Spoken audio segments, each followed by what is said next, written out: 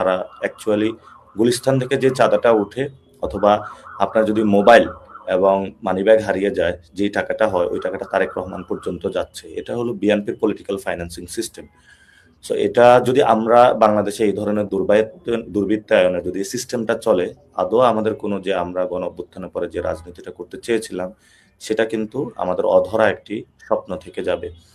সেজন্য প্রথমত আমাদের এই দুর্বৃত্তায়নের রাজনীতিটা ভাঙতে হবে। আপনি দেখেছেন মঞ্জুরুল আহসান মুন্সী, এটা টোটালি একজন সন্ত্রাসী লোক এবং ঋণ খেলাপি। তারপর আসলাম চৌধুরী ঋণ খেলাপি লোক, তাকে নমিনেশন দিয়েছে এবং যারা নমিনেশন দিয়েছে মির্জা ফখরুল সাইন করেছে। উনি কি জানতো না উনি যে ঋণ খেলাপি? জানতো, তারপরেও তাকে দিয়েছে। দুইটা বিষয় থাকতে পারে, একটা হলো চাপে পড়ে দিয়েছে, তাহলে দলের কন্ট্রোল নাই। আর একটা বিষয় হলো যে না, উনিও ওইখান থেকে ভাগ পেয়েছে। যদি দলের কন্ট্রোল না থাকে তাহলে এটা সকল দেশবাসীর সামনে স্বীকার করুক যে আমরা অনেকগুলা গুন্ডা মাস্তান আমাদের দলের মধ্যে ঢুকে পড়েছে, আমাদের তাদের উপরে কন্ট্রোল নাই, তারাই আমাদেরকে চালিয়ে থাকে, আমরা রাজনীতি করি না, গুন্ডা মাস্তানরা হলো এই রাজনীতি দখল দিয়েছে। তো আমরা হাসিনা আমলে শুনতাম যে ব্যবসায়ীরা হলো রাজনীতি দখল দিয়েছে, এখন হলো গুন্ডা মাস্তান সন্ত্রাসী চোর বাটপার ছ্যাচ্ছর যত ধরনের লোক আছে তারাই নমিনেশন পেয়েছে। যেটা আমরা আশা করি নাই যে গণ অভ্যুত্থানের পরে তারেক রহমান দেশে আসবে, একটা পরিবর্তনের সূচনা হবে। সবার মধ্যে কথা হচ্ছিল যে একটি পরিবর্তন হয়ে যাবে, উনি বিদেশে গিয়ে অনেক ভদ্র হয়ে গিয়েছেন। কিন্তু পুরো জেনারেশন এটাতে আশাহত হলো এবং আমাদেরকে অনেকে বলেছিল যে দেখবা তোমাদেরকে হতাশ করবে, পুরো দেশবাসীকে হতাশ করবে, এটা হলো একটা ফাফা বেলুন। কিন্তু সেটাই আমরা সত্যিকার অর্থে দেখতে পেলাম, প্রত্যেকটা জায়গায় এই ধরনের সন্ত্রাসী কার্যক্রম চালাচ্ছে। আমাদের গতকালকে আমাদের ক্যাম্পে হামলা করেছে, ছুরি দিয়ে হলো পোচ মেরে চলে গেছে এবং সেখানে আমাদের 4 জন আহত হয়েছে। আমরা থানায় সেখানে মামলার নথিপত্র দাখিল করেছি যে কি কি এটা আমাদের উপর হামলা করেছে। এবং বিভিন্ন জায়গায় মানুষ আমাকে লিখে পাঠাচ্ছে অমুক বাজারে কে কে চাঁদাবাজি করছে, অমুক লাইন। তো উনি হলো এখানে ভাগ করে দিয়েছে যে কারো হলো কাঁচা বাজার, কারো হলো মাছ বাজার, কারো হলো গুলিস্তানের এই মার্কেট, কারো হলো এই আনারকলি মার্কেট, ঢাকা হাটে এইভাবে একটা হলো চক্র তৈরি করেছে। এবং এই চক্রটা যে টাকাগুলো উঠে থাকে এখানে হলো যুব দল ছাত্রদল তাদেরকে দিয়ে থাকে, এই ধরনের রাজনীতিটা মেনটেন করে থাকে। আর তারেক রহমানের যে ফাইন্যান্সিয়াল সিস্টেম সেখানে হলো মির্জা আব্বাসের বড় একটি অবদানের জায়গা, যেটা ঢাকা আট থেকে গিয়ে থাকে এবং ঢাকা আট থেকে যে সন্ত্রাসী রাজত্ব এখানে চলে এটা পুরো বাংলাদেশে কিন্তু ছড়িয়ে পড়ে এই নেটওয়ার্কটা।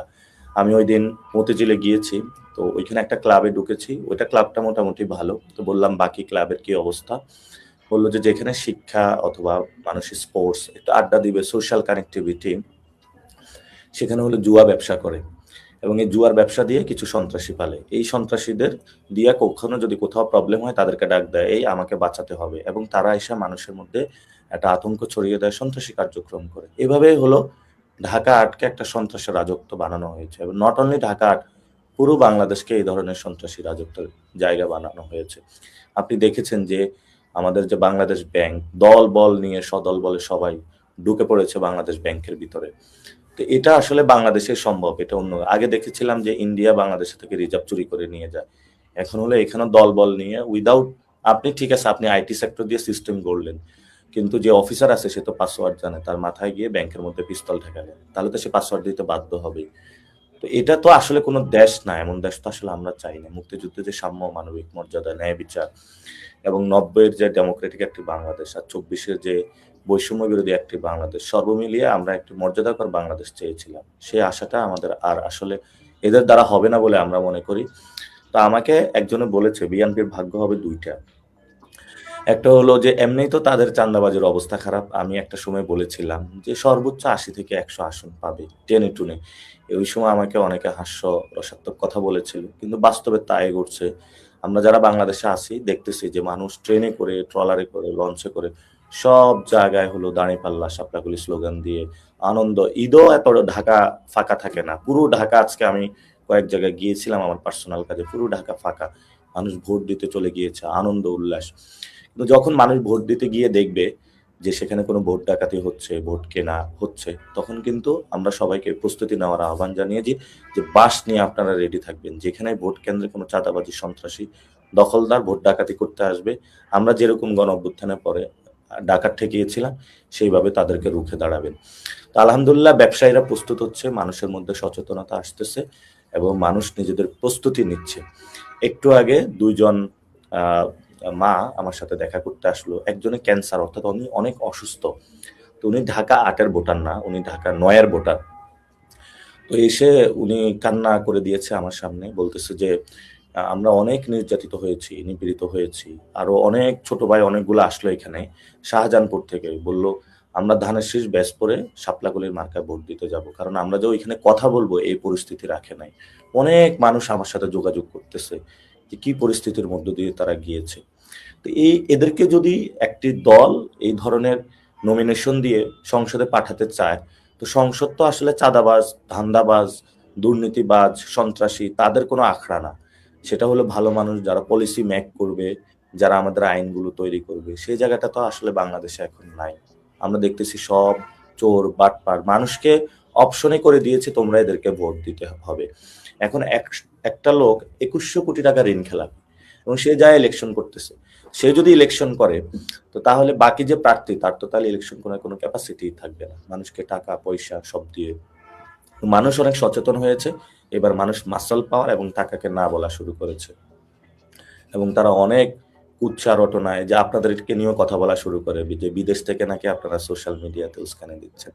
তো তাহলে তারা ফাইট করুক, কথা বলুক, ভিজিবল এভিডেন্স আনুক, কোন জায়গায় কথা বলছে, কোন জায়গায় আসলে আপনারা কোনো রং ইনফরমেশন দিচ্ছেন কিনা। প্রত্যেকটা তো ভিজিবল ভিডিও দিচ্ছেন। একটু আগে দাদা একটা ভিডিও শেয়ার করলেন যে চাঁদাবাজদের সবাই ঐক্যবদ্ধ হয়ে দৌড়ানি দিয়েছে। এগুলো তো বাংলাদেশের ভিজিবল ঘটনা, মানুষ মুখ খোলা শুরু করেছে।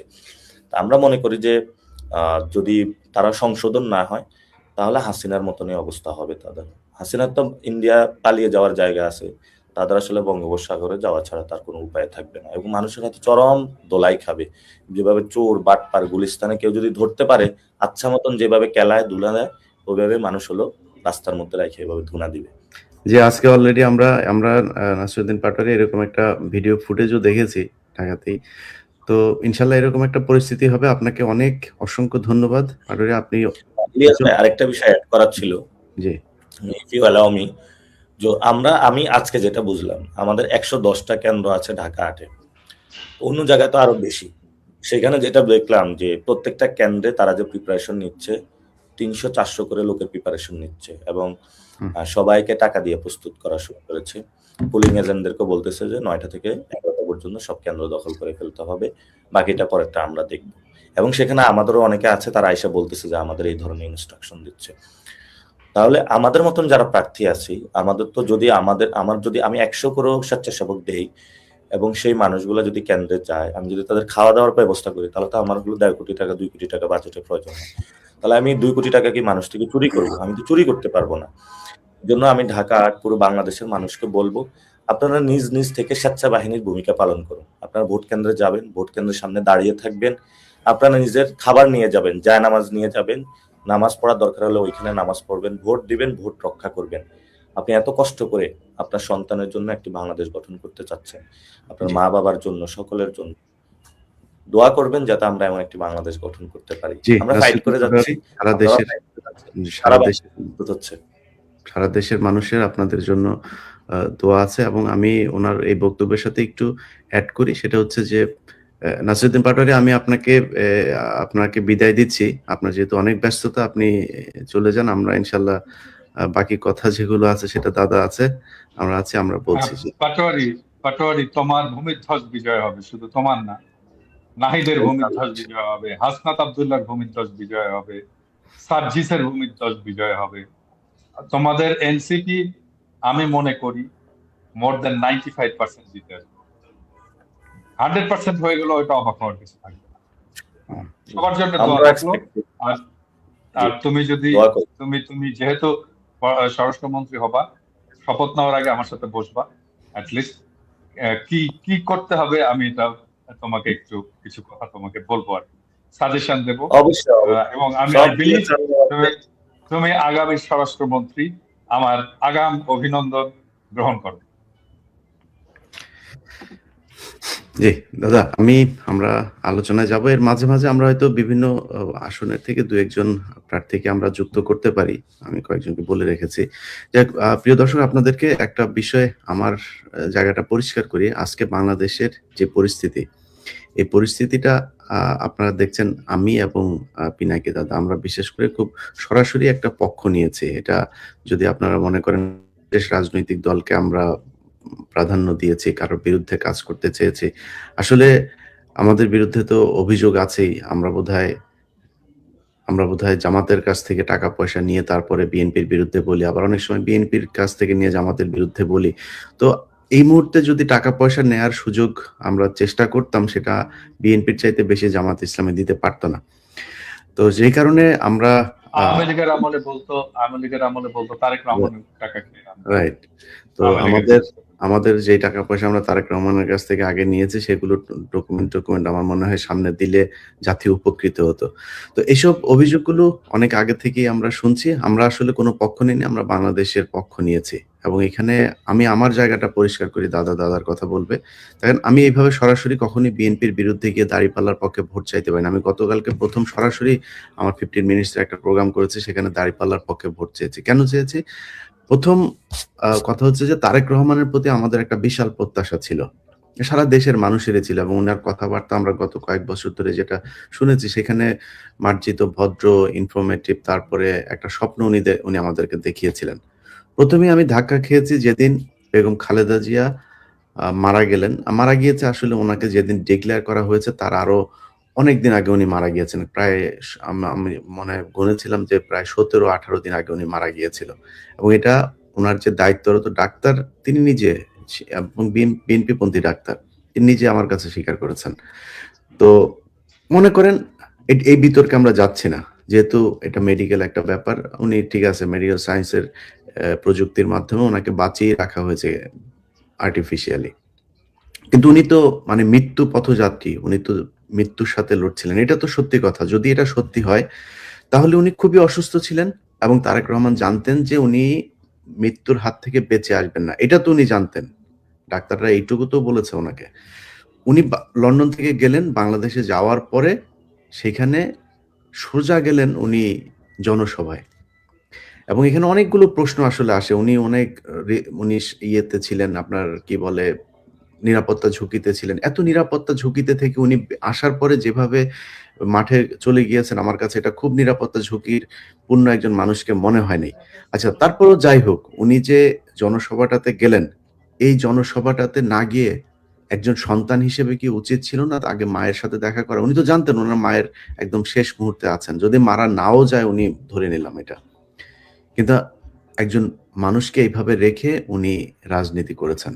এটা যার এই সন্তান হিসেবে মায়ের প্রতি যার এই দায়িত্ব, সে দেশের প্রতি কতটুকু দায়িত্ব পালন করবে আমি জানি না। তারেক রহমানের ব্যাপারে আসলে কথা বলতে গেলে খুব আ মানে অ্যাটাকিং ইয়েতে কথা বলতে পারি না। কারণ তারেক রহমান নিজেও আমাকে যথেষ্ট উনি পছন্দ করেন।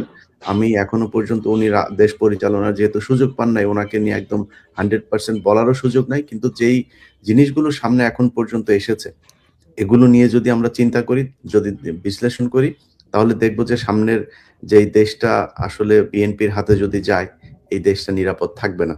যে কারণেই আমি আরকি সরাসরি একেবারে আপনাদের এই বিএনপির বিরুদ্ধে অবস্থান নিয়েছি। এবং বাংলাদেশের মানুষকে যে বিষয়টা বলতে চাই, অনেক মানুষ সারাদিন ফেসবুকে, তারপরে ইমেইল, নানানভাবে বিভিন্ন মানুষকে দিয়ে এর জমির সমস্যা, ওর জমি দখল করে নিয়ে গেছে, এর বাড়ি করতে গিয়েছে, সে বাড়ি করতে যাওয়ার পরে রড নিতে হবে, সিমেন্ট নিতে হবে, বালু নিতে হবে, না হলে মারধর। হঠাৎ করে রাতের বেলা এসে জমি দখল করে। এই গত ঈদের দিন গরু কিনেছে, সে কুরবানিটাও দিতে পারে নাই। সকালবেলা তার বাড়ি দখল, মিরপুরের মতো জায়গায়। তো এই যে পরিস্থিতিগুলো, আপনি একটা অফিসে গেলে আপনাকে ঘুষ দিতে হয়। আপনি একটা পাসপোর্ট করবেন, ঘুষ দিতে হয়। আপনি থানায় যাবেন পুলিশের কাছে। আমি বাংলাদেশের মানুষকে অন্তত আশ্বস্ত করছি, এখানে লুকোচুরির কিছু না। একটা পক্ষ তো নিয়েছি, যেই পক্ষ নিয়েছি সেই পক্ষের কাছে আপনাদের এই দাবি, এই সমস্যার যদি সমাধান করতে না পারি, সেদিন আবার সেখান থেকে বের হয়ে আসবো। সো আপনাদের কাছে অনুরোধ থাকবে যে নির্বাচন সামনে, আপনাদের সামনে যে সুযোগ, আমি কালকে ট্রেনের মধ্যে দেখছিলাম, দাদা হয়তো সেই ফুটেজগুলো দেখেছেন, যে ট্রেনের ভেতরে মানুষ দাঁড়িপাল্লার মিছিল করতে, করতে বাড়িতে যাচ্ছেন। এই যে এক বিপ্লব, এই বিপ্লবের সামনে আমরা দাঁড়িয়ে আছি, এবং আমার বিশ্বাস বাংলাদেশের মানুষ সত্য ন্যায়ের পক্ষে, সৎ শাসকদের পক্ষে রায় দেবেন এবং চাঁদাবাজদের বিরুদ্ধে তাদের অবস্থান নেবেন।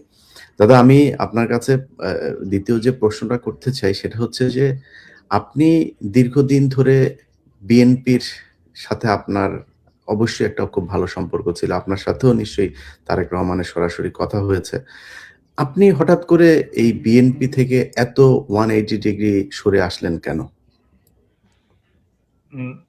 প্রথম বিষয়টা হচ্ছে যে বিএনপির সাথে আমার যে রাজনীতির অ্যালাইনমেন্ট সেটা না থাকা, মানে যে কোনো সম্পর্কই তো পলিটিক্যাল অ্যালাইনমেন্ট সম্পর্ক। আমি যে রাজনীতিতে চাই, আমি যে বাংলাদেশ দেখতে চাই, আর বিএনপি যে বাংলাদেশ দেখতে চাই, এই দুটার মধ্যে তফাৎ। বিএনপির মূল সমস্যাটা যেটা হয়েছে, আমার সাথে তারেক রহমানের এট লেংথ আলাপ হয়েছে, দীর্ঘ সময় ধরে আলাপ হয়েছে। লাস্ট যে আলাপটা, মানে যেখানে আমাদের বিচ্ছেদটা হলো আর কি। আমি তারেক রহমানকে কয়েকটা সাজেশন দিচ্ছিলাম ওই ওই মিটিং এ। এবং আমার সাজেশনটা যদি উনি শুনতেন, তাহলে প্রবাবলি বিএনপির আজকের এই অবস্থাটা হবে। আহ, সেটা হচ্ছে যে বিএনপি যেটা চায়, আমি যেটা ওনার সাথে কথা বলে বুঝলাম, সেটা হচ্ছে যে এই যে একটা বিপ্লব হয়ে গেল, আমাকে যে রাষ্ট্রটা সংস্কার করতে হবে, বদল করতে হবে, এটা আগের রাষ্ট্র আর চালানো যাবে না। সেটা উনি মানতে না পারছে। উনি আগের সমস্ত ব্যবস্থা রাখবেন, আগের ব্যুরোক্রেসি, আগের প্রশাসন, আগের জুডিশিয়ারি, আগের সিস্টেম, আগের আইন, আগের সংসদ, সবকিছু আগের মতো। এবং কেন? সেটা হচ্ছে যে উনি ওই রাষ্ট্রটাকে বোঝেন, ওই আগের রাষ্ট্রটাকে বোঝেন। সেখানে শুধু শাসক বদল হবে, মানুষের ভাগ্যের বদল হবে। কিন্তু আমি তো শাসক বদলের জন্য আমরা লড়াই করেছি, জীবন দেয় আমাদের বাচ্চারা শাসন বদলানোর জন্য।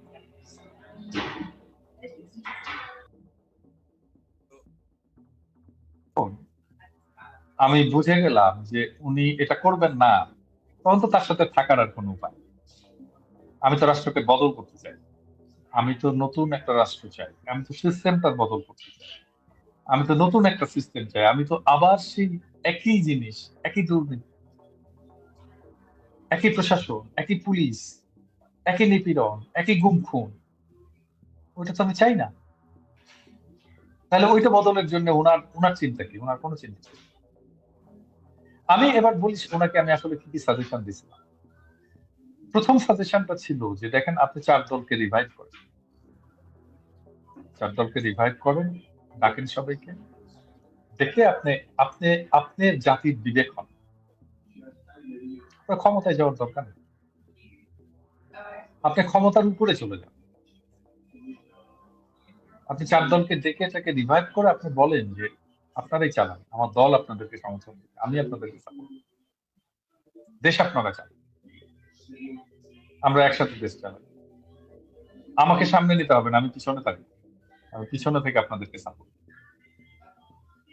এই কথাটা যে যে লিডার বলবে, তাকে ছাড়বে, তার অনুসারী না ছাড়বে। আমি তো আমার লিডারশিপটাকে স্ট্যাবলিশ করতে পারি। আমি আর একটা সাজেশন দিয়েছিলাম, ছাত্রদলকে রিজলভ করে বৈষম্য বিরোধী ছাত্র আন্দোলনে যুক্ত হওয়ার জন্য। কারণ ছাত্র দলে কোনো রিক্রুটমেন্ট নেই, ফ্রেশ ব্লাড নেই, এই সংগঠন তো চলবে না, এই সংগঠন থাকবেও না। তাহলে আমাকে ছাত্রদলকে রিভাইভ করার জন্য কি করতে হবে? আমি বলছিলাম যে আপনাদের সবাই ছাত্রদল সবাইকে বৈষম্য বিরোধী ছাত্র আন্দোলনে যোগ দিতে হবে। গণসংগঠন হলো বৈষম্য বিরোধী ছাত্র আন্দোলন, আপনারই গণসংগঠন হলো, যারা ছাত্রদল করতে আসে, বিএনপি যারা করতে আসে, বিএনপি মনা যারা, তারা ছাত্রদল করবে, বৈষম্য বিরোধী ছাত্র আন্দোলন। সেখানে আপনার দলের লোকের, ছাত্র দলের একটা বেটার কন্ট্রোল থাকে, আর আপনিও ওইখান থেকে রিক্রুট করতে পারবেন আপনার লোকদের, বিএনপির লোকদেরকে আপনি ওখান থেকে রিক্রুট করতে পারবেন। তাহলে একটা স্ট্রং ছাত্র শিবিরের পাশাপাশি আর একটা স্ট্রং ছাত্র সংগঠন আমরা পেতাম। মানে সেটাও শুনলেন না। মানে বিষয়টা হচ্ছে একটা নির্বাচন দিতে হবে, এবং নির্বাচনের পরে আমরা ক্ষমতায় যাব। That's it. তাহলে এত এত এত 24 হলো কেন? জুলাই বিপ্লব হলো কেন? এত বাচ্চার রক্ত দিল। মানে এখন বিএনপির প্রোগ্রাম গুলো দেখে কোথাও এই বিপ্লব আছে? এই কার্ড দিব, ওই কার্ড দিব, সেই কার্ড দিব, কার্ডের পরে কার্ড। তো তার সাথে তো পলিটিক্যাল অ্যালাইনমেন্ট করার কোনো জায়গা নেই, কোনো জায়গা নেই। এবং তারপর থেকে আমি আমি তখনই বুঝে গেছি যে এই দল আসলে ক্ষমতা আসতে পারবে না। কারণটা হচ্ছে যে বিপ্লবের পরে তো একটা দেশের জনমানুষ চেঞ্জ হয়ে যায়, মানুষের চিন্তা চেঞ্জ হয়ে যায়, মানুষের ভাবনা চেঞ্জ হয়ে যায়, অ্যাসপিরেশন চেঞ্জ হয়ে যায়, আকাঙ্ক্ষা চেঞ্জ হয়ে যায়, স্বপ্ন চেঞ্জ হয়ে যায় একটা বিপ্লবের পর। ওইটাকে বিএনপি আর ধারণ করতে পারবে না, এবং পারেও নি, পারলেও না। এবং সেটা আগামী 12 তারিখে বোঝা যাবে যে বিএনপি নিজেকে মনে করতেছে 200-র বেশি আসনে জিততে, হ্যাঁ, কুজার চিত হয়ে শোয়ার সব, ভূমিধ্বস পরাজয় হবে, এমন এমন পরাজয় হবে যেটা তারা কল্পনাও করেন, এমনকি আমরাও কল্পনা করতে পারতেছি না।